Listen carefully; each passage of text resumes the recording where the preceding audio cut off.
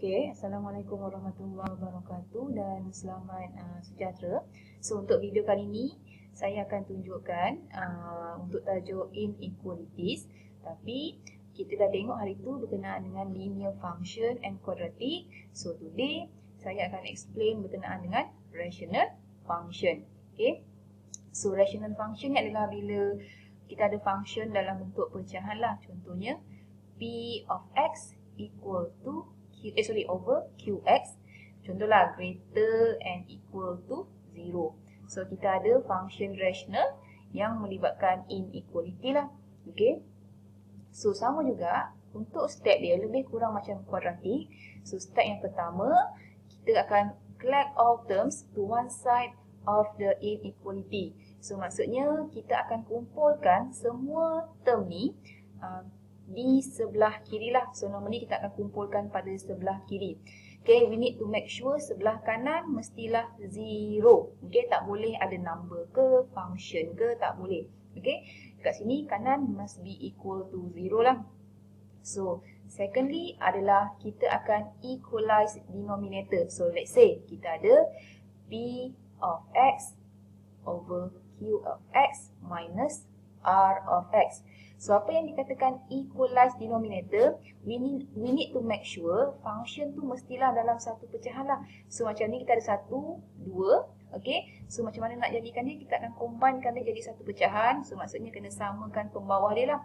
So let's say ini r over 1, so nak samakan macam sebelah sini. So 1 darabkan dengan q of x, so sebelah sini pun kita akan darabkan dengan q of x. So barulah dia jadi satu function sahaja. Okay, so sebab apa kita kena equalize denominator ni adalah untuk step yang ketiga.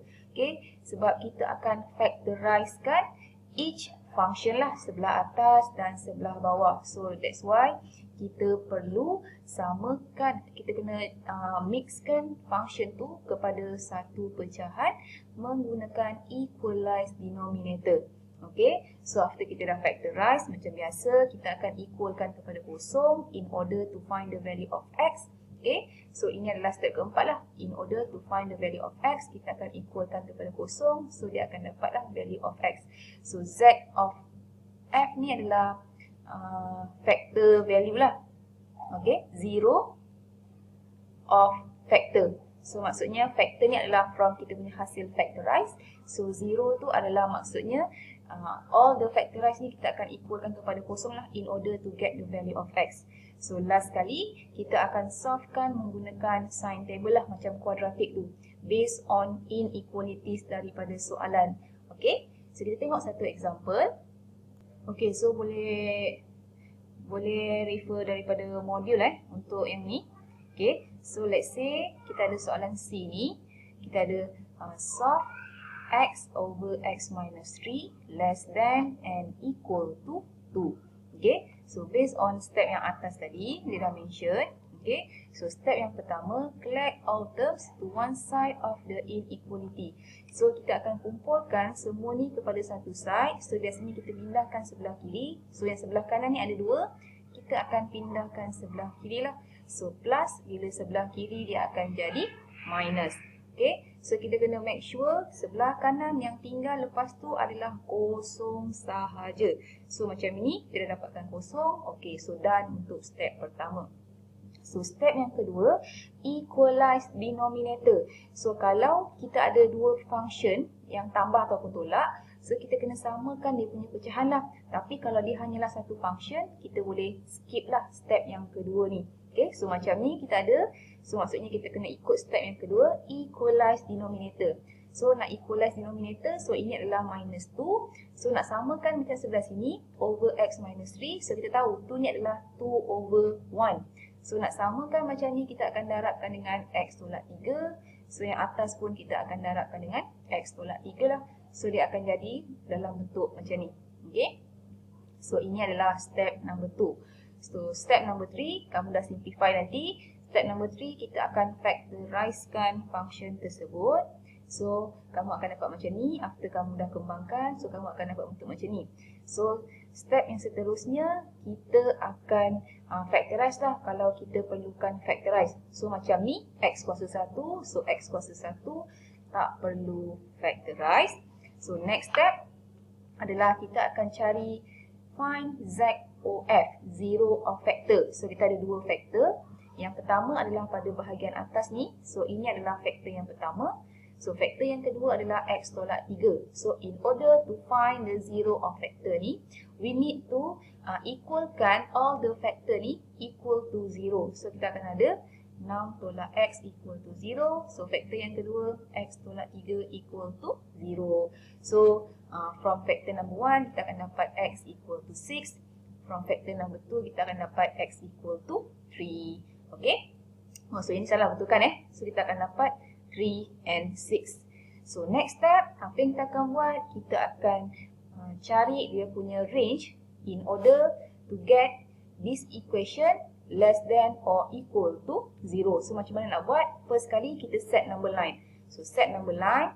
Okay, comparekan nombor X equal to 6, X equal to 3. Nombor yang paling rendah, kita akan letak dekat depan lah. So 3. So nombor yang tinggi dekat belakang. Okay, sebab apa kita tahu 3 ni lebih rendah daripada 6. So maksudnya dekat sini, kita akan ada dua interval. Interval yang pertama, dari X lower than 3. So itu interval yang pertama. So interval yang kedua, in between 3 and 6. Okay. So interval yang ketiga, from 6 and above. Okay. So kamu akan gantikan setiap nilai tersebut, okay, supaya dia memenuhi syarat X less than and equal to 0. So tadi saya dah dapat dah value of X, kita ada dua, 6 dan 3. So bila kita nak plotkan nanti, saya nak tahu sama ada saya perlu shaded kan atau tak payah shaded. So kita perlukan masukkan nilai tersebut dalam function. So dalam function dia kata less than or equal to 0. So maksudnya nombor tersebut range dia adalah daripada kosong, so ini kosong, dan ke bawah. And then ada equal sign, maksudnya 0 tu is included. Okay, so nombor tu mestilah pada kawasan 0 and lower than 0. So ini adalah kawasan negative side. So bila saya gantikan nilai yang pertama, X equal to 6. So 6 tolak 6 sama dengan kosong. So kosong bahagikan dengan any number akan dapat kosong. So kosong less than or equal. So equal tu maksudnya 0 tu is included. So bila kita masukkan 6, saya dapat kosong. Maksudnya 6 ni is included dalam number list lah. So dekat sini dia akan shaded pada dot tersebut. Okay, so ini maklumat yang kamu kena tahulah. So yang kedua, X equal to 3. So bila saya gantikan 6 tolak 3 sama dengan 3, bahagikan dengan 3 tolak 3 sama dengan kosong. So kita tahu, when we have any number divided by 0, kita akan dapat math error. So that means dekat sini, okay, maksudnya kita tak boleh gantikan nilai 3. Bila nilai 3, kita akan dapat math error. Tapi dalam soalan yang dia nak adalah daripada kosong dan ke bawah sahaja. Tak ada pun dalam list tu dia kata yang dia nak adalah math error. So maksudnya dekat sini, saya tak boleh masukkan nilai 3. Okay, so bila kita tak boleh masukkan, maksudnya kita tak boleh shadedkan pada dot tersebut lah. Okay, so kita hanya circle sahaja dekat sini. Okay, so ini beza dia, 3 dan 6. So 6 included, so we need to shaded. So 3 is not included, so just circle dot je lah. Okay, so kamu dah tahu dia punya interval dia. So next kita akan test value tersebut. So kita akan pilih daripada interval yang pertama, any number that less than 3. So let's say dekat sini saya ambil kosong. Okay, sebab apa? Kosong is less than 3. So interval yang kedua, from 3 to 6. So saya ambil nilai 4 lah. Sebab apa? Kita boleh pilih 4 dan 5. So contohlah dia ambil 4. Nak ambil 5 pun boleh. Okay, and then dia ambil nombor yang kedua, X greater than 6. So kita ada 7, 8, 10, 50. So dia ambil nombor yang paling dekat 7. Okay, tak kisah nak ambil nombor mana, as long dia lebih besar daripada 6. So apa yang kita akan buat, kita ada dua faktor, masukkan dalam setiap faktor. So faktor yang pertama, 6 tolak X. So gantikan dalam faktor yang pertama, 6 tolak X. So setiap test value ni, 0, 4, 7. Gantikan dalam kita punya test value ni, dalam kita punya faktor yang pertama. So 0 tolak 3, 6 tolak 0, so kita dapat 6. So positif, letak positif sign. So yang kedua 4, 6 tolak 4 sama dengan 2, also positif, so letak positif sign. Okay, yang ketiga 7, so 6 tolak 7, negative 1, so this one adalah negative number, so kita akan put negative sign. Okay, so yang ini bersama, dah masukkan yang faktor pertama, so faktor yang kedua kita ada x minus 3, so substitutekan all these test values, okay, into the second factor. So yang pertama 0 tolak 3, negative 3, so masukkan negative sign. 4 tolak 3 dapat 1, so 1 is positive, so put the positive sign. And then 7 minus 3 is 4, so positive, so put the positive sign lah. Okay, so last kali, before balik soalan kita, so soalan kita yang kita nak adalah this factorized number ni must be less than or equal to 0. So that means nombor yang included adalah daripada 0 dan ke bawah. So 0 dan ke bawah ini adalah negative number. Okay, and then factor dia pula 6 minus x bagi x tolak 3. So apa yang kita akan buat, hasil daripada faktor yang pertama dan faktor yang kedua ni kita akan bahagikanlah in order to get what is the output sign. Okay, so maksudnya macam ni, positif bahagi negatif, so kita akan dapat negatif. Positif bahagi positif, so kita akan dapat positif. Negatif bahagikan dengan positif, so kita akan dapat negatif. Okay, so ini adalah untuk yang ketiga, 6 minus x over x minus 3. So ini adalah daripada kita punya soalan lah. So kita akan selesaikan based on sign yang output kita dapat ni. Okay, so refer balik soalan. So the soalan yang kita nak cari adalah less than or equal to 0. So maksudnya dia adalah negative sign. So based on kita punya table, tengok yang ketiga ni Okay, so jangan tengok yang kedua. So yang kedua ni kita tak akan tengok lagi lah. Okay, kita akan tengok base yang ketiga. Sebab apa yang kita nak adalah yang ini, 6 tolak x bahagi x tolak 3. So kita akan ambil any number that less than or equal to 0. So less than adalah negative sign. So maksudnya yang negatif adalah yang ini, kita akan ambil interval pertama. So positif, kita akan reject. So ini negatif. So yang ini pun kita akan accept lah. Okay, so ada dua interval sahaja yang terlibat. So interval yang pertama, x less than 3. And then, so yang ini tak termasukkan. So kita kena unionkan lah. Untuk yang kedua, dia adalah x greater than 6. So tengok balik simbol ni. So tadi saya kata 3 tu is not included. Sebab apa? Nanti kita akan dapat mat error. So maksudnya kita tak akan letak equal sign lah pada inequalities ni. Tapi pada x equal to 6 tadi, 6 tolak 6 dapat 0. So 0 ni is included. Sebab apa? Ada equal sign ni. Okay, so bila equal sign, maksudnya dekat sini saya kena letak equal sign.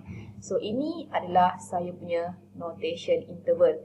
Okay, so next one saya boleh convertkan dalam ni. So 3 ke bawah maksudnya daripada negative infinity until 3. So 3 is not included, semicircle bracket. So yang ini pun kita tahu what is the ending. Also semicircle bracket. Unionkan dengan x greater than 6. So maksudnya from 6 to infinity. So ada equal sign, square bracket, and then infinity we don't know what is the ending. So kita akan letak semicircle bracket. Okay, so sama juga dalam number line tadi, dia akan dapat dalam bentuk yang ni lah.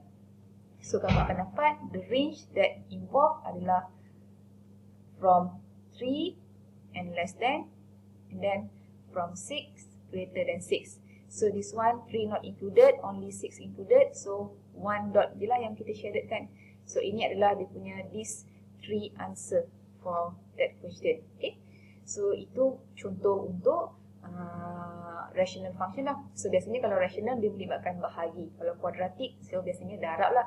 Sebab kuadratik faktor pertama, darab faktor yang kedua. Tapi konsepnya masih lagi sama Okay, so itu saja untuk example rational. So boleh tengok yang bawah ni, contoh rational function, try buat. Okay, untuk check your understanding. Okay, itu saja untuk video kali ni. Saya lupa. Okay, untuk pecahan kena make sure bahagian bawah ni So biasanya kalau bahagian bawah ni untuk faktor tersebut biasanya x tu is not included. So normally kita tak akan shadedkan. Okay, sebab apa? Kosong adalah mat error kalau bahagian bawah any number bahagikan dengan kosong. Okay, so itu saja. Okay, assalamualaikum dan terima kasih.